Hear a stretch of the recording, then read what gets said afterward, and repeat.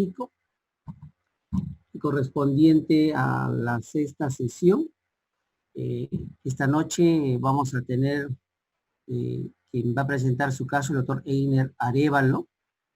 Es médico emergenciólogo del Hospital Rebagliati, con una amplia experiencia en todo lo que es emergencias, incluso experto en todo lo que es aeronaves de emergencia. Es un emergenciólogo completo, tanto terrestre como aéreo. Nos va a brindar este caso muy representativo dentro de la patología que él lo ha hecho en teoría, las arritmias cardíacas. Antes de empezar, un poquito de remembranza. Hoy día 5 de octubre es el Día de la Medicina.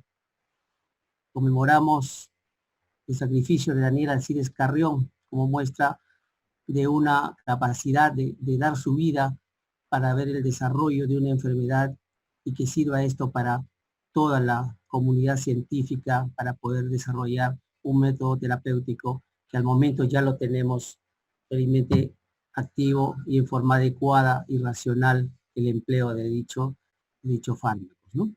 Entonces para nosotros es un día muy importante, y qué importante es también que todos ustedes ya son futuros médicos, tienen que convivir y vivir esa sensación de ser médico, de la inmolación que hizo Daniel Alcides Carrión hacia su persona para el beneficio de todos los demás miembros de la comunidad.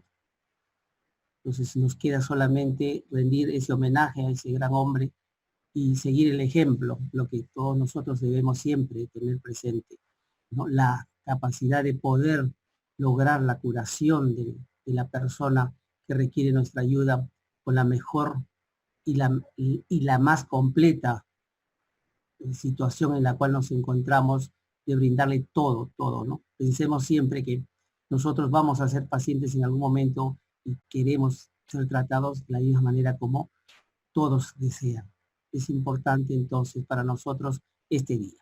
No descansamos, como se dan cuenta ustedes, estamos en el Día de la Medicina, pero igual seguimos trabajando. Estamos 9 de la noche, igual seguimos trabajando, igual que sus docentes anteriores de su curso anterior que han tenido, ¿no? No tenemos horario, pero sí tenemos siempre la dignidad de saber llevar nuestra gran profesión, y obviamente eso es lo más importante. La moral, la humildad, la sencillez y la dedicación que podemos dar siempre hacia el prójimo que necesita nuestra ayuda. Bien, para no dilatar mucho, dejo con ustedes al doctor Einer Arévalo, médico emergenciólogo, que va a presentarnos el caso clínico de esta noche. Adelante, doctor Arévalo. Gracias, doctor Roldán. Buenas noches.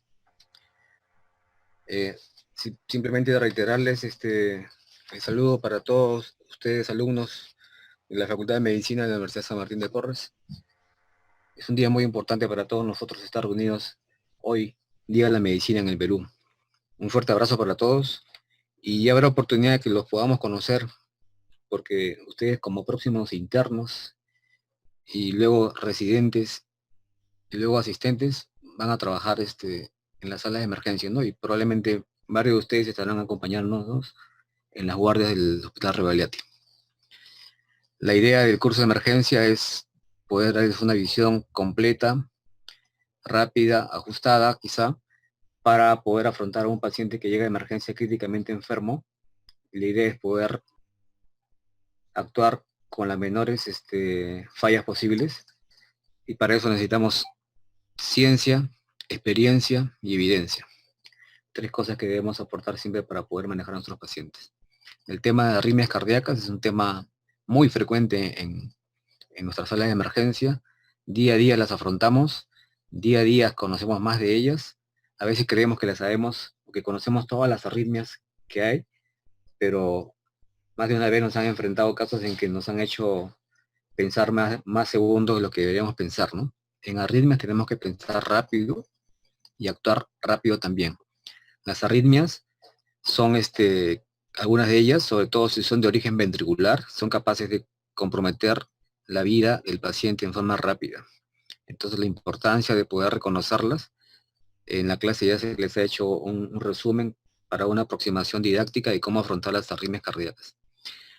Bien, el caso clínico que a continuación voy a describirles es un caso de una arritmia cardíaca, que espero lo puedan descubrir y luego describir y luego tratar. La idea es que si uno conoce algo, puede buscarlo. Si puede buscarlo, quizás lo encuentre. Y si lo encuentras, puedes ponerle un nombre. Y si le pones un nombre, puedes saber qué hacer con eso. Algo así hacemos en arritmia, ¿no? Si tú la conoces, la buscas. Y si la buscas, la puedes encontrar. Si la encuentras, bien, define cuál es. Y si una vez que definiste cuál es, ¿qué hago con ella? La tratas. Y si la tratas, tu tratamiento fue efectivo o no. Y si fue efectivo, ese paciente lo podemos recuperar. Ese es el algoritmo que debemos hacer en arritmias, ¿no? Y en este caso es un caso muy particular. Es una arritmia que vemos en emergencia, con una frecuencia quizá no muy reconocida, porque pensamos que hemos visto muchas veces estos casos en el hospital, en la emergencia, pero muchas veces pasa como poco frecuente. Lo que es poco frecuente es nuestra capacidad para buscarla. Es más frecuente de lo que pensamos. Y tiene algunas características que hacen unos tips que te hacen pensar en ella, ¿no? Y ahí en el caso clínico hay algunos tips que van a ir descubriendo y que le van a dar la orientación para más o menos ir en la búsqueda de este tipo de arritmia. Bien, vamos a describir el caso. En cuanto a los datos de filiación del paciente, del caso clínico de arritmias cardíacas, es una paciente mujer de 57 años que vive en Miraflores y nació en Lima. Su grado de instrucción es una paciente con superior completa de educación y es abogada como profesión. En cuanto a la anamnesis, esta paciente tiene una enfermedad de una semana de evolución, caracterizado por una sintomatología variada, como presentó astenia, malestar general, ha tenido mareos, y estos cuadros se han agudizado esa semana de ingreso a la emergencia y presentó también náuseas y vómitos en 2 oportunidades antes de ingresar a la emergencia. La paciente no ha tenido dolor torácico, tampoco ha habido disnea ni elevación de temperatura. Lo que sí refiere que en este último mes ha bajado de peso unos 3 kilos. No hay otra sintomatología que se asocie al cuadro, pero durante la amnesia que ustedes están refiriendo, están sacando datos del paciente, la paciente presenta un episodio de desconexión. Un poco que te mira, no te contesta, una mirada fija, no responde de breves segundos de duración, y la paciente no pierde conciencia, ni tampoco presenta relajación de esfínteres. En cuanto a los antecedentes de la paciente mencionada, es una paciente que tiene varias patologías, es hipertensa, y como hipertensa toma medicación habitual y regular, es regular en su medicación, es una paciente que toma su medicación tal como le indica su médico. Ella toma enalapril de 20 miligramos cada 24 horas. También tiene un síndrome ansioso depresivo y toma una medicina llamada citalopram de 20 miligramos cada 24, vía oral. Sufre de mialgia y para eso toma eventualmente paracetamol. No tiene alergia a medicamentos. Eso es en cuanto a antecedentes de la paciente. Ya el examen físico preferencial de la paciente, los signos vitales: presión arterial 130/70, una frecuencia cardíaca de 70, frecuencia respiratoria de 22, una temperatura de 36.8 grados centígrados y la saturación de oxígeno de 98%. Es una paciente que está despierta al examen físico, despierta, lúcida, orientada en tiempo, espacio y persona, lúcida en regular estado general. En el aparato respiratorio, el murmullo vesicular pasa bien en ambos campos pulmonares, no hay ruidos agregados. En el aparato cardiovascular, ruidos cardíacos rítmicos de buena intensidad, no existen soplos a la auscultación. El abdomen es blando, depresible, los ruidos hidroaéreos son positivos, no hay dolor a la palpación. El examen neurológico reducido moviliza los 4 miembros, las pupilas están isocóricas, son reactivas, tiene una escala de Glasgow de 15. Esta paciente llegó a emergencia y estuvo catalogada como una prioridad de atención de tipo 2 y pasó a la sala nuestra, donde tenemos la opción de poder monitorizar rápidamente al paciente. Esa paciente se le colocó monitor cardíaco, fue colocada en una camilla de nuestra emergencia y cuando tenemos pacientes que van a prioridad 1 y 2, generalmente somos muy rápidos en hacer los exámenes auxiliares que requiere el paciente. Siempre tomamos gases arteriales, según el caso, ¿no? Pero frecuentemente tomamos gases arteriales, monitor cardíaco, electrocardiograma y algunas pruebas de laboratorio asociadas al caso que nos puedan servir para aproximación diagnóstica. Se le toma un primer electrocardiograma y ese registro que se muestra en este recuadro es para que observen ustedes allí. Les recomiendo que hagan una observación de las 12 derivadas, que saquen lo máximo provecho que puedan a ese trazado electrocardiográfico.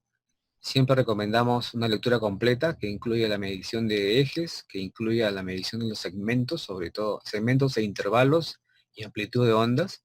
Midan siempre ustedes la presencia, ¿no?, de la onda P, cómo está su QRS, cuánto mide el intervalo PR, cuánto mide el QRS, cuánto mide su QT, qué frecuencia tiene, si pueden sacar ejes mejor, y visualicen si es que hay algún cambio en un ST que puede estar supra o infra desnivelado, y vean siempre la regularidad de los complejos QRS. Son datos muy importantes para ver el electro. Conforme ustedes tengan experiencia cada día en las salas de emergencia, van a verse más expertos en lecturas rápidas del electrocardiograma, ¿no? Este electrocardiograma debe ser leído en segundos. Incluso ahora hay máquinas que están computarizadas, que tienen software a través de algoritmos, que nos pueden dar una lectura e incluso pueden sacar una conclusión diagnóstica que sale impresa con el trazado, ¿no? Pero se ha visto, muchas veces no le hacemos caso. Nosotros preferimos siempre leer nuestro propio electrocardiograma y dar nuestra propia opinión, porque las computadoras que leen el electrocardiograma, se han hecho estudios recientes y comparan quién lee mejor un electrocardiograma, el médico o la computadora, y estamos ganando los médicos, como siempre. La paciente se le tomó exámenes de laboratorio. En el examen de laboratorio, pruebas generales como hemograma, tenía leucocitos 9400, neutrófilos de un porcentaje de 65, linfocitos con 25%, monocitos 8% y eosinófilos 1%. Hemoglobina 13 gramos, en hematocrito de 40%, una glucosa 98 miligramos, urea de 28, creatinina 0.96, troponina 0.01. Le tomamos gases arteriales con una fracción inspiratoria de oxígeno de 0.21, un pH de 7.41, una presión parcial de oxígeno de 88, presión parcial de CO2 de 39, saturando 97%, electrolitos, sodio 135, potasio 3.2, cloro 95, calcio 2.55 y magnesio 1.2 sérico. La paciente también se le tomó una radiografía de tórax. Esta radiografía de tórax fue evidenciada en la imagen de la radiografía portátil que la tenemos inmediata como normal. Pero mientras esperaban resultados, estando ya la paciente con monitor cardíaco, la paciente presentó un nuevo episodio de desconexión. Nuevamente no respondía a las preguntas, tenía una mirada un poco fija, no relajó esfínteres, no hubo cefalorrea, pero el monitor cardíaco se evidencia, sí, que hay una alteración del ritmo comparado con el ritmo inicial. Hay una alteración de su ritmo, por lo que se decide tomar un nuevo electrocardiograma. Y el nuevo electrocardiograma es el que se muestra a continuación, y es importante que ustedes puedan visualizar la derivación D2. En D2, la derivación universal para ver arritmias cardíacas es la derivación D2. D2 como los dedos de la mano, D2. ¿Por qué D2? Porque en la D2 puedo yo visualizar mejor la onda P y poder diferenciar si el ritmo es sinusal o no. Observen ustedes, ese electrocardiograma tiene una alteración que es característica de esta arritmia, que, como lo vuelvo a repetir, a veces no la pensamos y pensamos que existe poco frecuente, pero es más frecuente de lo que creemos. Entonces, ese electrocardiograma ustedes también saquen el máximo provecho, y cuando ven un caso como estos, queda tan grabado en la memoria que uno ya nunca se olvida. Y como les vuelvo a repetir, como no se olvida, yo la conozco y la busco, la encuentro, la diagnostico y la trato, y el paciente puede ser manejado exitosamente en la sala de emergencia, ¿no? Algunas preguntas de apoyo que les he planteado, ¿no? ¿Cómo plantearías el problema en la paciente? ¿Cómo llegó? ¿Qué piensas? ¿Qué diagnósticos diferenciales? Interpreten al máximo el electrocardiograma número 1. ¿Qué sospechan allí? porque leyendo el electrocardiograma número 1 hay un dato importante que me va a hacer pensar ya, me discrimina el diagnóstico y yo puedo ya reducir mis posibilidades y estoy ya adelantándome a esto puede ser tal cosa.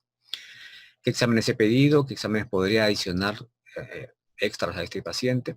Vean su electrocardiograma 2, tiene una característica ahí muy importante, ¿no? Y según este diagnóstico que ustedes hagan en el electrocardiograma número 2, van a saber cuál es el tratamiento de elección de primera línea en estos casos, y si es el tratamiento adecuado, cuál va a ser la evolución de la paciente. Esa es la presentación de los datos de la historia clínica del paciente.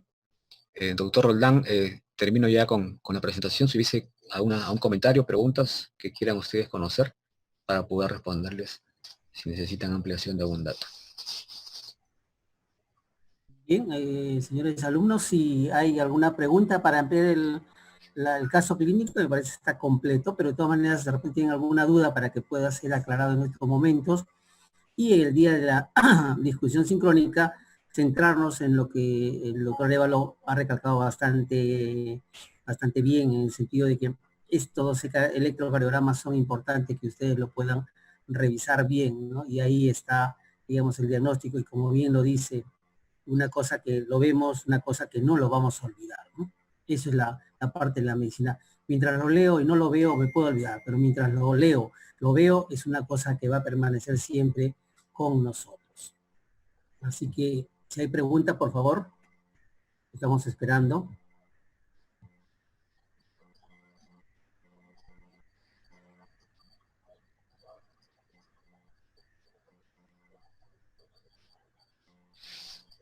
Andrea, creo que querías hablar algo. Andrea Alberca.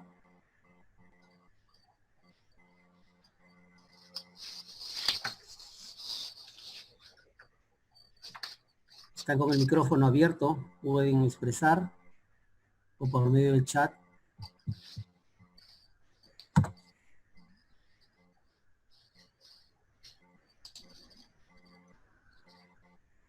Creo que han quedado impactados por los electros. No se impacten, chicos.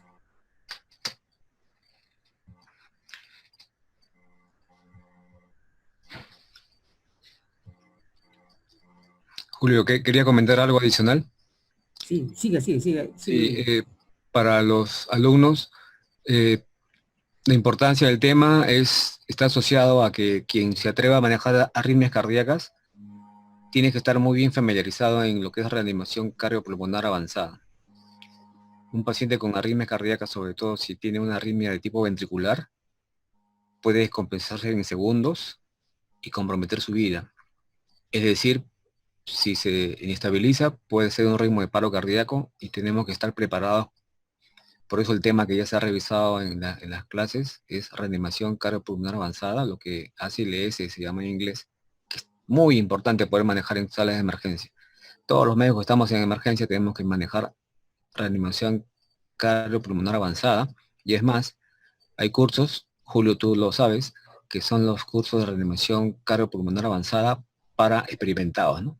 Que es el caso nuestro, que los que trabajamos en salas de emergencia. Así es. Einer, hay una pregunta de Caterín Rojas, nos dice, sí. Doctor, buenas noches. Pregunta, ¿presenta astenia y malestar general y mareos? ¿Cuál presentó primero? Ya, primero, tiene astenia ya una semana, malestar una semana, y ya mareos se han agudizado los últimos días, y la causa por la que viene específicamente a emergencia porque presenta mareos ese mismo día ya que llega a emergencia. Sí. Okay. Hay otra hay una pregunta, sí, la leo, de Victoria Martel. El segundo electrocardiograma, no, entre el primero y el segundo no hubo tratamiento de ningún tipo, solamente el monitor cardíaco, se le tomó sangre venosa para pruebas de laboratorio y no hubo mucho tiempo entre el primero y el segundo, fue más o menos rápido, no hubo tratamiento entre el primero y el segundo, doctora Martel.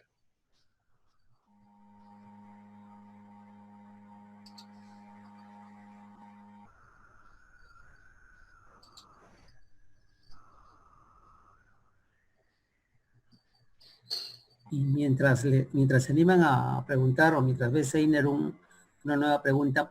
Les comento, con el doctor Arévalo tuvimos la oportunidad de trabajar en la clínica Mesón Santé en emergencia, y justo a raíz de un caso muy similar, recuerdo yo, estábamos de guardia, no específicamente con el doctor Arévalo, sino con otro colega, y nos llegó un joven que presentó, entre comillas, convulsión. Y nos llegó en estado posital, entre comillas, y lo pasamos a nuestra sala de observación que teníamos. Y en ese momento, después de unos 10, 15 minutos, el técnico nos dice, está convulsionando. Entramos inmediatamente, pero no era una convulsión tónica clónica como lo que habitualmente vemos. Inmediatamente lo pasamos a shock trauma, colocamos inmediatamente la paleta del monitor y, oh sorpresa, era una taquicardia ventricular, ¿no? Entonces, como bien dice el doctor Arévalo, tenemos que conocer arritmias y sus diversas formas de presentación. Ojo, eso es lo importante en este tema, y lo apasionante de la medicina es que nunca los síntomas son iguales en cada paciente. Siempre, cada patología nos puede presentar un síntoma diferente, y este caso lo recuerdo siempre porque empezó como un cuadro posictal, y cuando visualizamos esa patología, no era la típica convulsión, y eso motivó rápidamente, como dice otro Arévalo, a resetear el chip y llevarlo a shock trauma, inmediatamente poner qué pasa, ¿no? ¿Qué cosa es lo que está sucediendo con ese paciente? Y fue un hallazgo de una arritmia que revirtió, obviamente, estaba haciendo taquicardia ventricular no sostenidas, pues recuperaba después el estado de conciencia 100%. Creo que hay unas preguntas más, Eina. A ver. Creo que sí. La doctora Cerda, creo que Kiomi Cerda está preguntando si hay algún antecedente familiar sobre patología cardíaca. A ver, la doctora Cerda, sí. No, no hay antecedente familiar de patología cardíaca. Acá Caterina Recuay nos pregunta, ¿en algún momento su frecuencia cardíaca se volvió taquicardia o bradicardia? No, no hubo el electro inicial, luego el segundo electro, pero no hubo o taquiarritmia o bradiarritmia. Salvo el segundo electro, que ya ahí hay algo que ustedes tienen que evidenciar. Medalí Gallegos, si se le tomó electrocardiograma con derivadas posteriores B7, B8, B9. Ya me están hablando de alto nivel, ¿ah? Sí. No se le tomó derivadas posteriores, doctora Medalí Gallegos. Leslie González, ¿tiene algún antecedente cardíaco aparte de la hipertensión? No, solo la hipertensión, solo la fibromialgia y el síndrome ansioso depresivo. Siempre acostúmbrense ustedes a preguntar la medicación que reciben los pacientes y si esta medicación puede ser causante de la molestia por la que viene el paciente, y a veces ocurre así. Entonces le dejo una tarea, revisen qué medicación recibe y fíjense si alguno de ellos contribuiría a este tipo de presentación del caso. Como dijo el doctor Roldán, otro tip importante es las arritmias ventriculares pueden presentarse como un pseudo síndrome convulsivo y hacer una contracción no tónico-clónica, sino tónica. Y pueden tener otros tipos de presentaciones. Revisen si es posible que este caso también así lo sea, ¿no? Entonces hay que acostumbrar a mirar, a oler, a sentir, a predecir, a sospechar cuándo es una arritmia ventricular, porque tiene muchas formas de presentación. Revisen si este es un caso. Acá, Zaira Bailón, ¿es la primera vez que describe una desconexión con el medio de pocos segundos de duración? Sí, es la primera vez. Es la primera vez que describe. Fabricio Escusel, citalopram dio extrasístole ventricular. A eso tienes que averiguarlo. ¿Qué cosa es el citalopram? ¿Dónde actúa? Y si puede producir algún tipo de patología cardíaca como arritmia. Manuel Jiménez, ¿la paciente presenta antecedente de convulsiones o crisis de ausencia durante su niñez? No, y eso, lo que dice Manuel Jiménez es importante, ¿eh? Si puede ser es una crisis de ausencia, debería tener antecedentes previos quizá, ¿no? Y no los tiene, a la edad que tiene, 57 años, que primera vez tenga un cuadro pseudo convulsivo o equivalente comicial, llama la atención. Entonces, Manuel Jiménez no tiene antecedentes y de repente esto no es una crisis de ausencia, es otra cosa. Te estoy dando una pista por ahí. Víctor Martel, ¿cuánto tiempo lleva con las medicaciones citalopram y enalapril? 5 años. 5 años, Víctor Martel.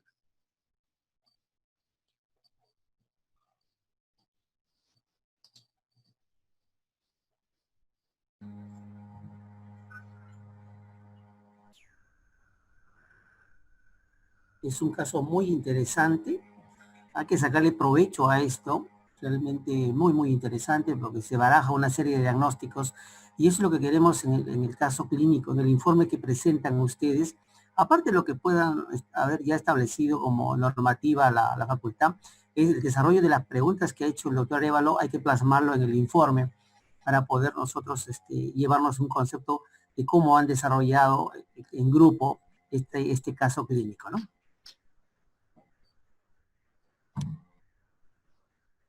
Si hubiera alguna otra pregunta o duda, recuerden que el día de la reunión sincrónica es solamente el desarrollo del caso. Es mejor acá tener sacar todas las dudas o todo lo que ustedes necesitan saber con el doctor Arévalo, que es el que elabora el caso clínico. Es importante que nos brinde toda la información requerida y solicitada por ustedes.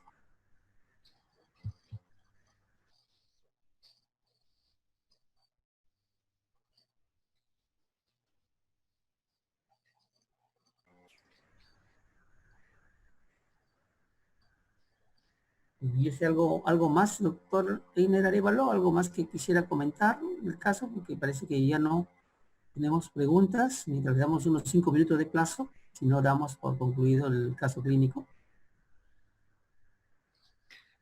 Sí, bueno, comentarnos, por ahí algunos han pensado en un cuadro, veo ya un adelanto que pudiese ser un cuadro de ausencia o pseudoconvulsión o convulsión. Si alguno de ellos piensa que puede ser así, ¿qué prueba hubiésemos pedido? Si no hemos pedido, si se nos pasó a pedir una prueba, por ejemplo, para diferenciar si el paciente convulsionó o no, que pudiesen agregar, ¿no? Estoy revisando el caso y sí parece que puede haberse pedido algo para yo diferenciar si convulsionó o no convulsionó, por ejemplo, ¿no? Hay una pregunta de Liz Palomares, refiere a si estuvo haciendo alguna actividad en específico cuando presentó los síntomas. No, nada en particular, es una abogada que trabaja en su estudio, no tuvo ninguna situación aparentemente que haya precipitado algo como esto. Ok. Enzo Acá Pese, dice Enzo Pese, recalcar que citalopram y nadapil no interactúan entre ellos. Ya eso tú lo averiguas, Enzo. esa es Caterina tarea. Recuay, le hicieron un electroencefalograma. Caterina Recuay, el electroencefalograma no es una prueba de emergencia. No lo usamos como una prueba de emergencia porque no es necesaria. La indicación de electroencefalograma en emergencia a veces es cuando necesitamos alguna orientación o ayuda para una muerte cerebral en caso que haya un paciente que pase a procura de órganos en trasplante. Pero no, no es una prueba de emergencia, Caterina Recuay, el electroencefalograma.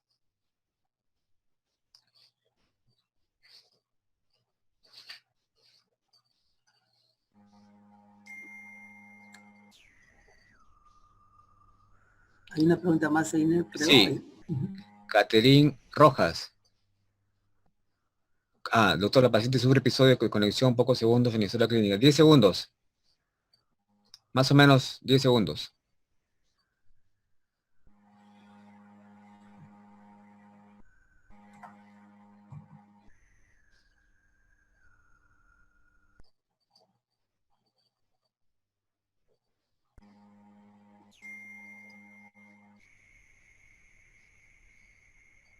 Y recordar siempre que la historia clínica es lo más importante, y como se desarrolló en el seminario de historia clínica de emergencia, nuestra historia siempre es más dirigida, enfocada hacia el síntoma motivo de ingreso, obviamente sin dejar de consignar los demás datos, pero sí enfocado a lo que tenemos al frente, ¿no? Y siempre una historia no retrasa la evaluación de un paciente en prioridad uno, sobre todo en shock trauma, ¿no? Entonces eso sí es muy importante. Sí, aparecen dos preguntas más. Sí, Bruno Straussdorfer, sí. Justamente como la paciente estaba con monitor cardíaco, Bruno presentó cambio en el ritmo. Entonces uno de los colegas dice, miren su ritmo, ha cambiado, se ha vuelto ancho. Entonces ahí es que le toman el segundo electrocardiograma y ven que hay cambios respecto al primero. la evidencia que hay en el segundo electrocardiograma, revísenlo bien, ahí está una gran pista para el diagnóstico del paciente. Fernando Merino dice, ¿cuánto tiempo toma? 5 años. Citalopram 5 años.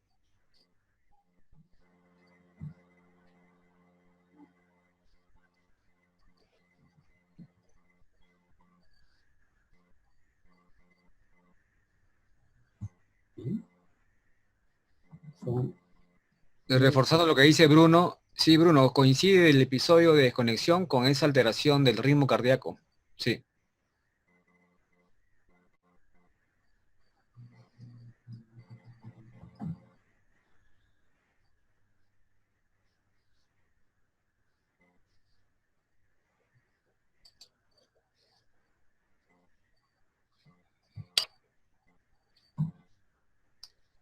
A ver, Bruno, dolor anginoso no hubo dolor anginoso en ese momento, solamente el episodio de desconexión, pero no hubo dolor anginoso.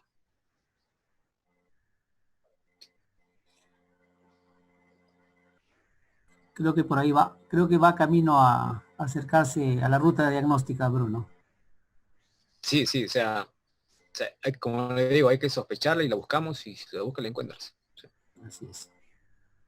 En la historia hay varios datos que se van a coger. Ahí en filiación, no, en anamnesis y en medicación hay varios datos que son importantes para que este paciente tenga riesgo de hacer a una patología cardíaca arrítmica. Así es.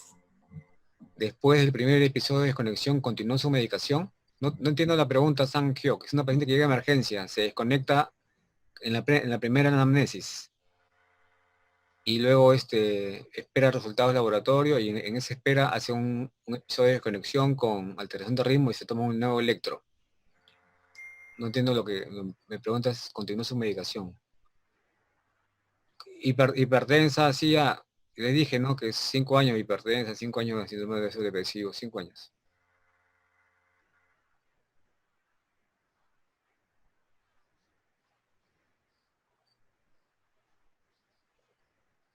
San Hyok, ¿te refieres a que si luego de tratar a la paciente y ya se fue manejada adecuadamente y se fue a su casa con la misma medicación? ¿A eso te refieres?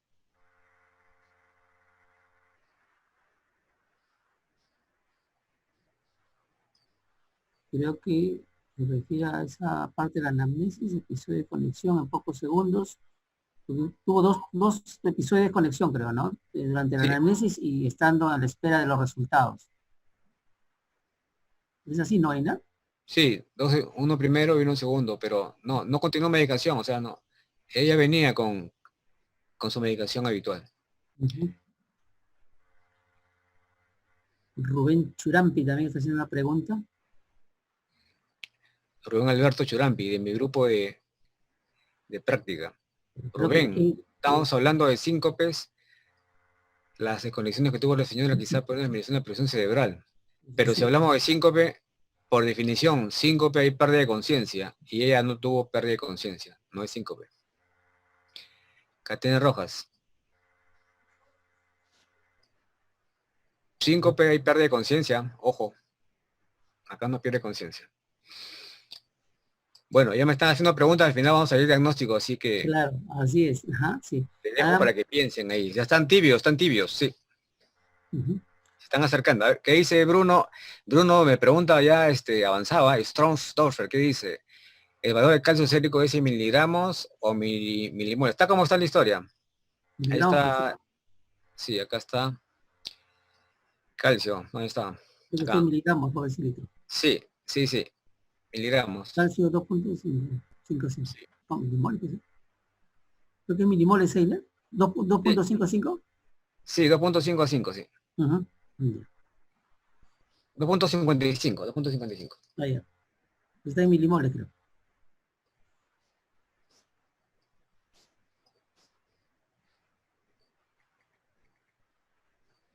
Ya creo que esa es pregunta que van a responder ellos, ¿ah? De Enzo PC. Ah, sí, sí. Acá faltó poner en calcio milimoles, ¿no? Ajá, sí, Sí, milimoles milimoles. es. Sí. 2.55 milimoles.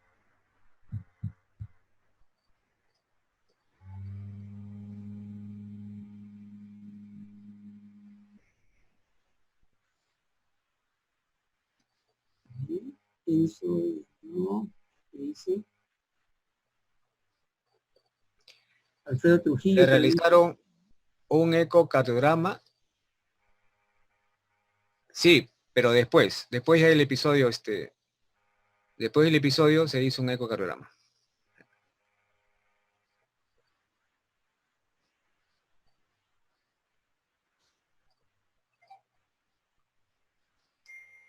El ecocardiograma a que tú te refieres, la ecocardiografía que se hizo como parte de la evaluación de emergencia fue normal.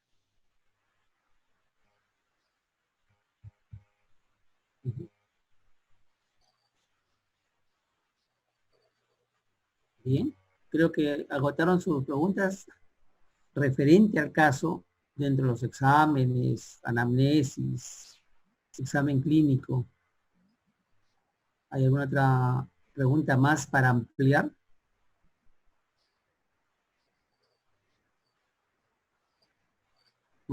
Fabricio Escusel, le había presencia de pulso bigeminado en el paciente.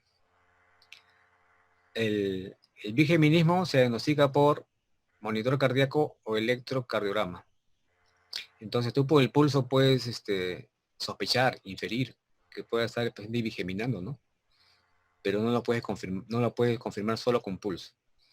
El diagnóstico de bigeminismo es por monitor cardíaco, cuando hay un complejo normal con prematuro, complejo normal, prematuro, eso se ve en el monitor o se ve en el electrocardiograma. El diagnóstico de bigeminismo es monitor o trazado electrocardiográfico.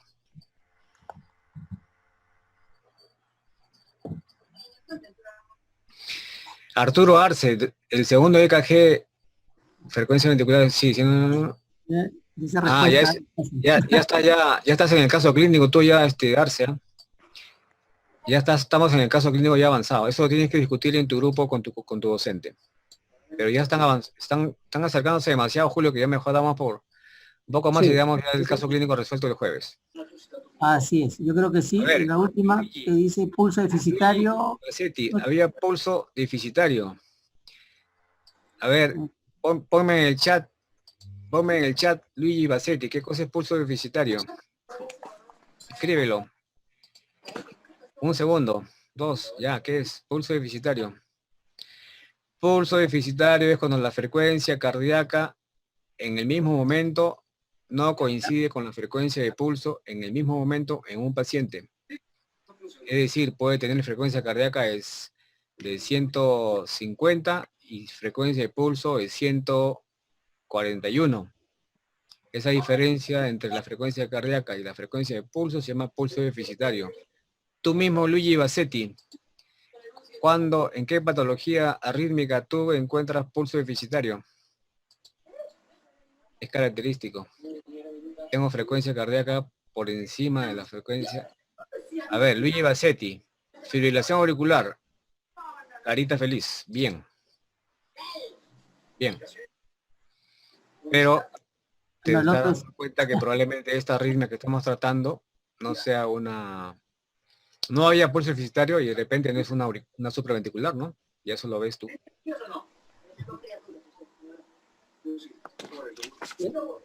Bueno, yo creo que si no hay varias preguntas, ya están bastante encaminados, ¿ah? Yo creo que ahí ya cortamos las preguntas y dejamos que en grupo resuelvan todo eso, porque ya se ha encaminado bastante bien el caso clínico para llegar a un diagnóstico y el tratamiento adecuado que se tiene que dar, ¿no? Yo creo que quedamos ahí, Einer, ¿te parece?